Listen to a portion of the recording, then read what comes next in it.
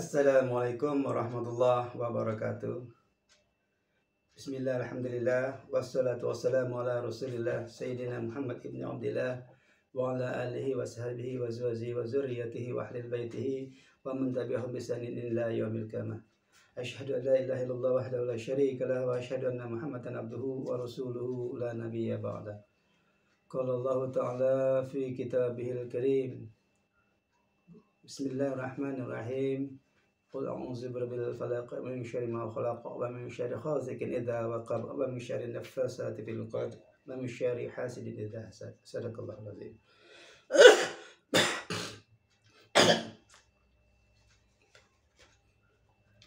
Oke, melalui channel Trinda ini saya Suyadinat mendoakan kepada para pemirsa semua, kepada para subscriber semua, kepada siapapun yang menonton video ini, semoga diberikan oleh Allah Subhanahu wa taala kesehatan lahir wal batinnya, diberikan kebahagiaan lahir wal batinnya, diberikan kesejahteraan lahir wal batinah, dan diberikan umur yang panjang, umur yang barokah untuk beribadah kepada Allah Subhanahu wa taala.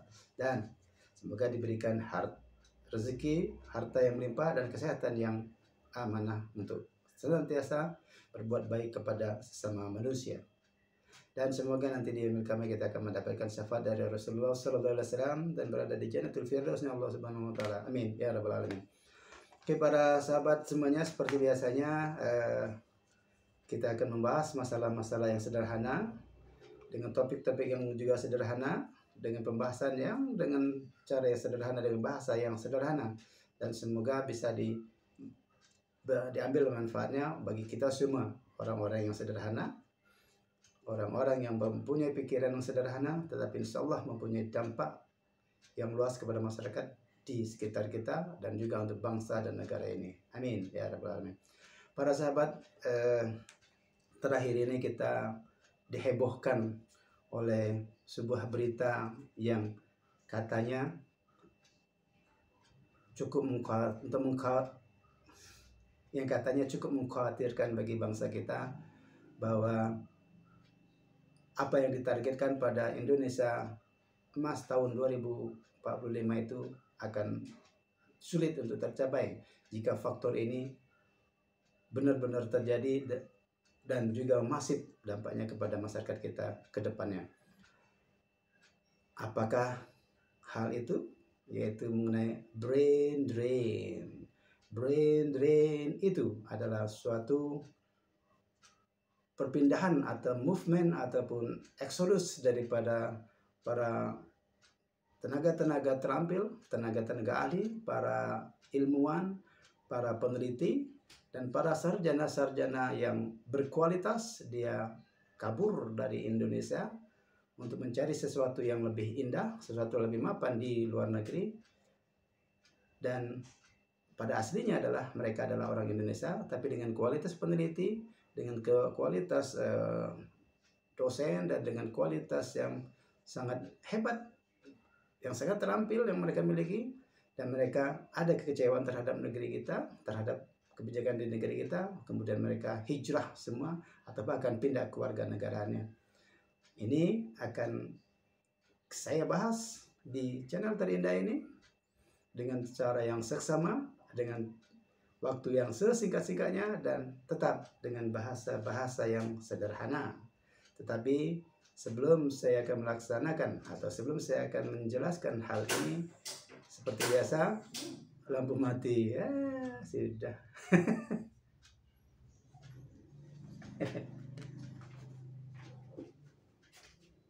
Lagi.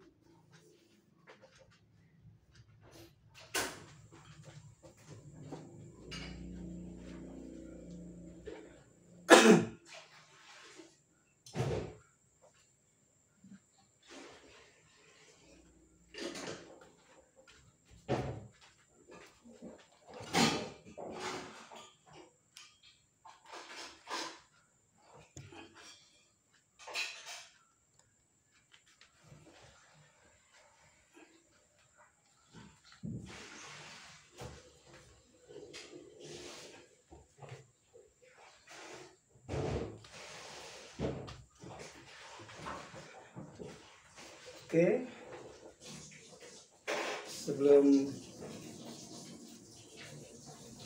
sebelum saya melanjutkan kepada penjelasan berikutnya, seperti biasa jangan lupa untuk like, subscribe, serta berilah komen apapun yang akan Anda sampaikan silakan, dan juga jangan lupa untuk subscribe serta share kepada kawan-kawan kita semua dimanapun berada. Semoga bisa memberikan manfaat kepada kita semuanya. Oke, para sahabat, ini sengaja diberikan back soundnya, yaitu sebuah aliran sungai di belakang rumah, sekaligus dengan ada suara-suara bentang-benting daripada piring yang sedang dicuci di belakang.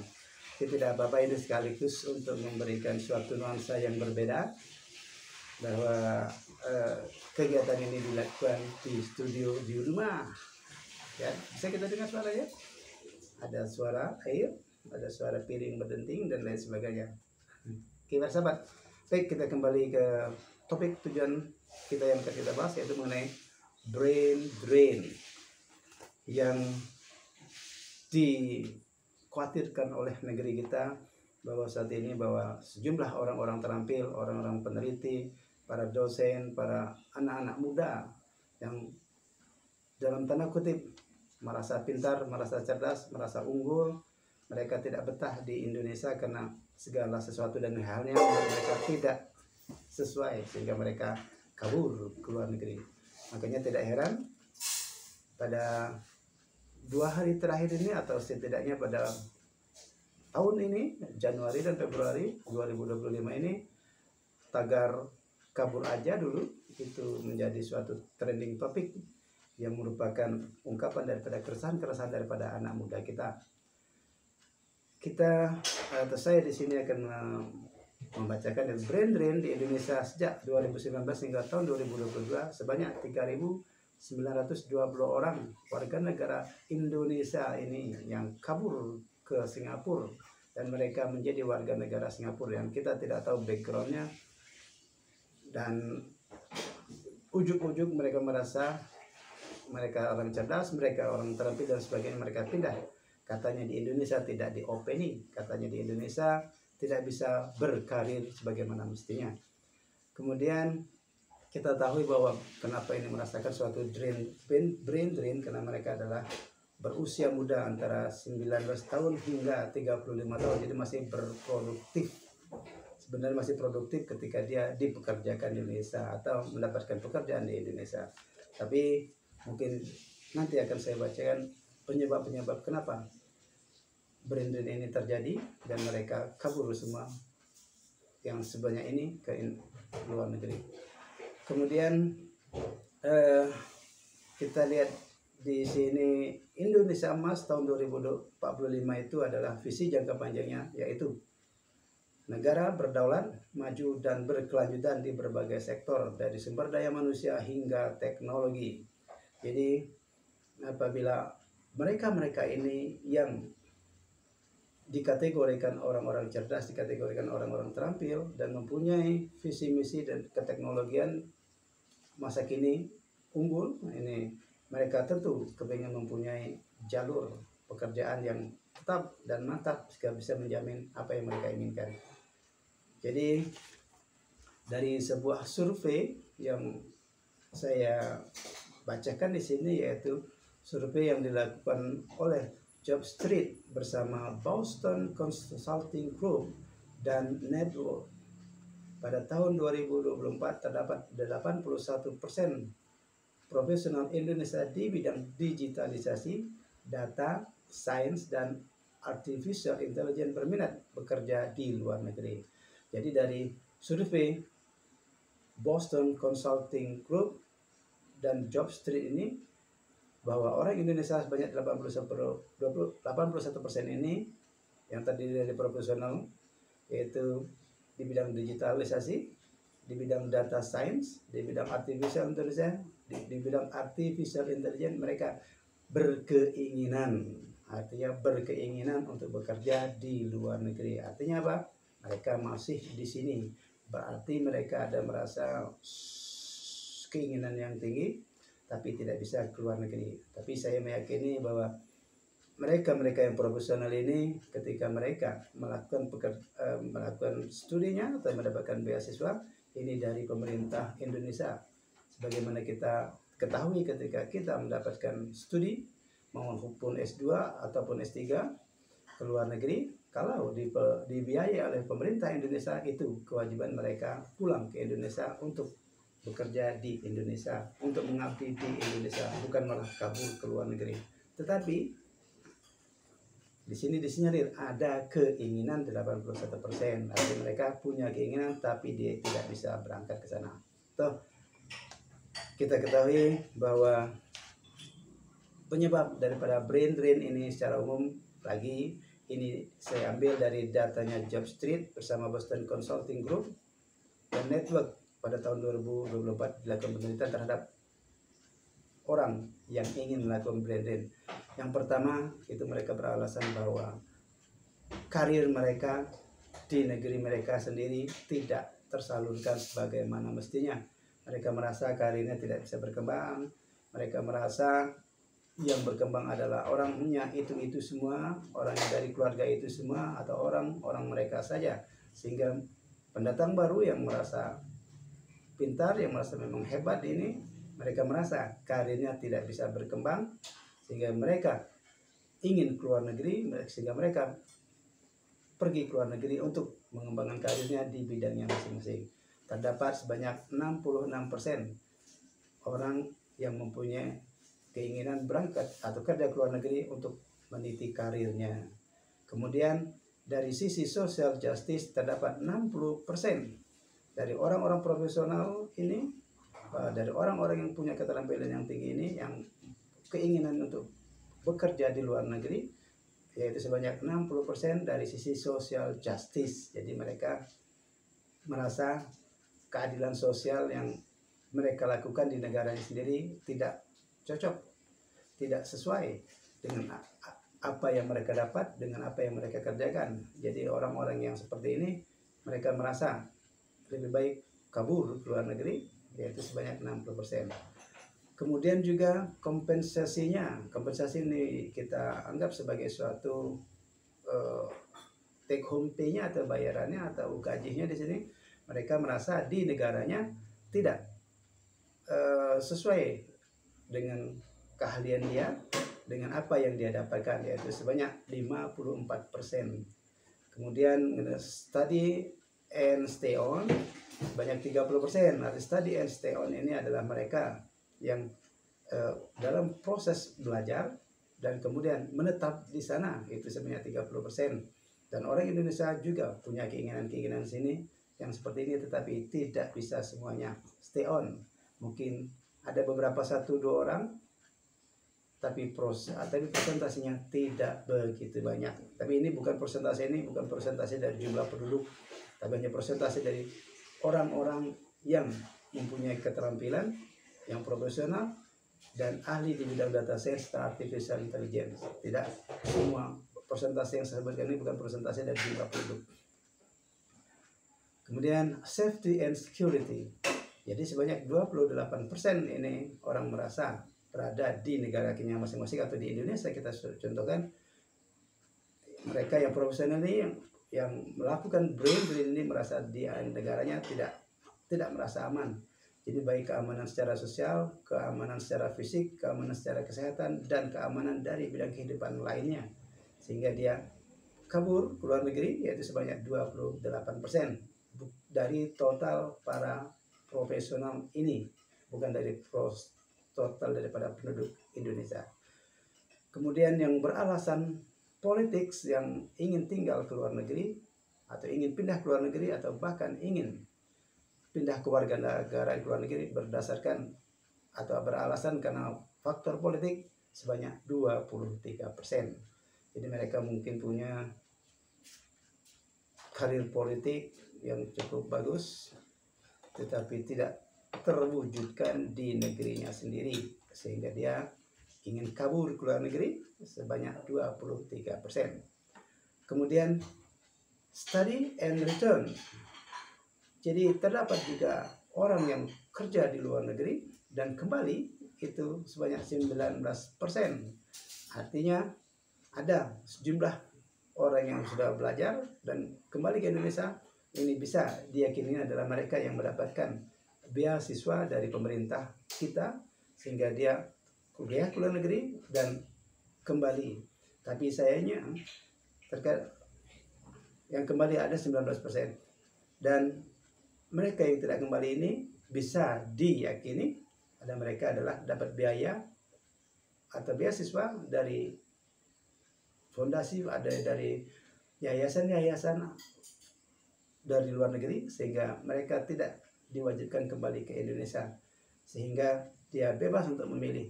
Atau mereka yang belajar di luar negeri yang tidak kembali ini dibiayai oleh keluarganya sendiri atau berbiaya sendiri, sehingga dia tidak mempunyai kewajiban untuk kembali mengabdi di Indonesia. Itu suatu hal yang wajar, terserah mereka saja. Tetapi ketika sudah mendapat beasiswa dari pemerintah Indonesia, tentu tidak ada alasan untuk tidak kembali. Kalau ada yang mendapat beasiswa dari negeri kita sendiri, dari pemerintah kita sendiri, kemudian dia kabur, tidak kembali lagi, itu bisa kita jadikan dia adalah pengkhianat, karena sudah memegang, sudah habis biaya dari Indonesia, mereka tidak mau kembali. Pendapat saya sendiri, itu merupakan suatu pengkhianatan. Kenapa?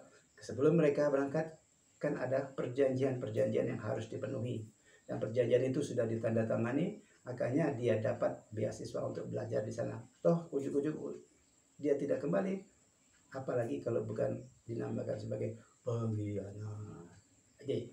Kemudian faktor yang 8 kenapa brain drain ini terjadi yaitu livability. Arti livability, mereka melihat semacam kualitas kehidupan di luar negeri itu lebih enak, lebih terjamin, lebih mapan dan lain sebagainya dibandingkan di negeri kita. Livability-nya ada 12%. Jadi mereka merasa hidup di luar negeri itu lebih nyaman, hidup di luar negeri itu lebih indah, lebih sejahtera dan lain sebagainya.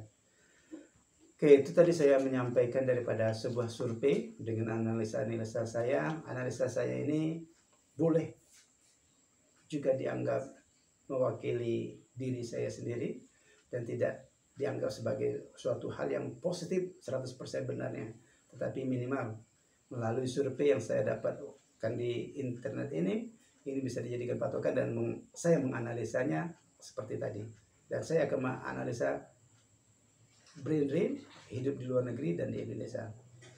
Saya 2 tahun dapat beasiswa dari pemerintah India, yaitu ICCR dari tahun 2004 hingga 2006 saya kembali.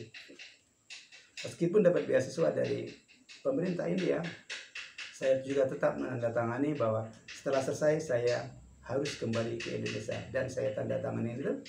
Dan saya memang tidak punya niat tinggal di luar negeri, apalagi bekerja di luar negeri. Saya lihat secara psikologi bahwa mereka yang ingin tinggal di luar negeri itu dengan alasan prospek karir, social justice, compensation study, dan sebagainya, ini juga alasan politik ini hanyalah dijadikan oleh mereka sebagai suatu alasan yang ingin mereka lakukan sehingga mereka kabur aja dulu ke luar negeri. Dan saya bisa meyakini ketika pun mereka pindah ke warga negara, menjadi warga negara siapa apapun di negara di luar sana, posisi mereka sebagai warga negara yang baru itu tetap posisi warga negara kelas 3. Sehebat apapun mereka berkarir di sana, toh mereka tak akan bisa sebebas dan seindah dan senyaman seperti mereka tinggal di Indonesia. Minimal ini melalui pengamatan saya sendiri, banyak dari mereka itu yang sudah hebat pun, kalau ada di Indonesia yang mempunyai posisi yang hebat, toh mereka tetap ingin tinggal di Indonesia. Tetapi karena mereka sudah pindah ke warga negara, menjadi warga negara sana, toh tetap mereka tidak bisa pindah lagi menjadi warga negara Indonesia. Dan perlakuan yang beda dari warga negara asli, negara asalnya, akan sangat terasa mereka dapati di lapangan sana. Tetapi ketika mereka bercerita ke Indonesia, mungkin mereka menyatakan, tinggal sana enak, hidup di sana sejahtera, semua terjamin, semua berjalan sebagaimana mestinya. Itu hanya ungkapan yang menghibur diri mereka sendiri. Tetapi bagaimanapun brand-brand yang terjadi di Indonesia ini hanya suatu fenomena kecil saja. Dari dulu Indonesia selalu gembar-gembor tentang brand-brand. Toh Indonesia tetap berjalan. Toh Indonesia tetap ada orang-orang pintar yang tetap mau mengasuh, membimbing dan mengembangkan setelah memajukan Indonesia. Kita tak perlu mengkhawatirkan brand-brand. Ternyata dari jumlah penduduk Indonesia itu tidak sampai dengan 2% penduduk Indonesia, bahkan 1% pun tidak sampai jumlah brand-brand kita yang kabur ke luar negeri. Artinya, toh yang tersisa di Indonesia lebih banyak, dan itu bukanlah suatu sisa daripada brand-brand. Toh orang keterampil, orang pintar, orang hebat, dan dari data analisa, data sains, artificial intelligence orang Indonesia asli masih banyak. Dan saya meyakini yang kabur-kabur ke luar negeri itu hanya 0, sekian persen saja. Jumlah penduduk Indonesia 280 juta. Kalau yang hanya kabur setelah pindah ke luar negeri sebatas 3.000, 5.000, bahkan 100.000 sekalipun, itu bukan suatu hal yang sangat meragukan Indonesia untuk bisa mencapai target Indonesia Emas 2045. Toh orang yang tetap stay di Indonesia masih banyak yang lebih pintar, masih banyak yang lebih terampil, dan masih banyak yang lebih nasionalis, dan juga yang masih banyak yang ingin memajukan Indonesia apapun resikonya. Meskipun prospek karir tidak terjamin, social justice tidak terjamin, kompensasi juga masih terlalu jauh, kemudian mengenai safety dan security-nya juga masih mungkin belum terjamin 100%, dengan alasan politik juga masih tidak tentu. Kemudian livability-nya, kenyamanan hidup di negeri Indonesia katanya tidak nyaman orang menurut peneliti ini, dan orang-orang Indonesia asli dia tetap survive. Indonesia tetap Indonesia, apapun yang dihadapinya dia tetap berjalan. Brand-brand yang paling banyak sekitar 0,9% atau anggaplah katakanlah 1,5% orang Indonesia yang merasa pintar, yang merasa terampil ini kabur ke luar negeri, pindah ke warga negara. Kita sebagai orang Indonesia jangan cemaskan mereka. Mereka punya pemikiran sendiri. Mereka tidak nyaman di Indonesia, silakan. Kalau tidak merasa nyaman, lebih baik kita kabur aja dulu. Lebih baik Anda tidak berada di sini daripada berada di sini kemudian mengacak-acak Indonesia dengan yang sekian persen tadi. Jadi tetaplah menjadi Indonesia. Anda yang punya pilihan menjadi atau pindah ke warga negaraan karena Anda merasa pintar dan lain sebagainya, terserah Anda. Dan kami tetap Indonesia, kami tetap membangun Indonesia, tetap menunggu Indonesia timbul tenggelam bersama Indonesia, dan untuk memajukan Indonesia.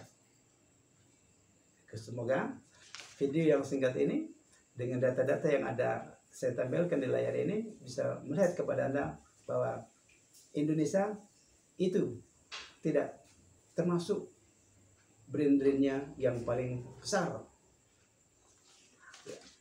Brand-brand yang paling besar di dunia yaitu adalah India. Itu lebih dari sekian juta orang, bisa dilihat di tabel ini. Dari tabel yang ada di sini kita tidak menemui Indonesia mengalami brand-brand yang sangat luar biasa.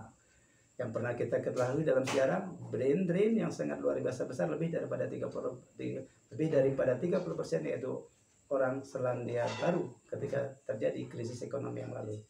Lebih daripada 30% tenaga terampilnya, doktornya, saintifik dan lain sebagainya, mereka kabur ke luar negeri 30%, dan tidak terlihat ada nama Indonesia yang mengalami brand-brand yang cukup akut. Artinya apa?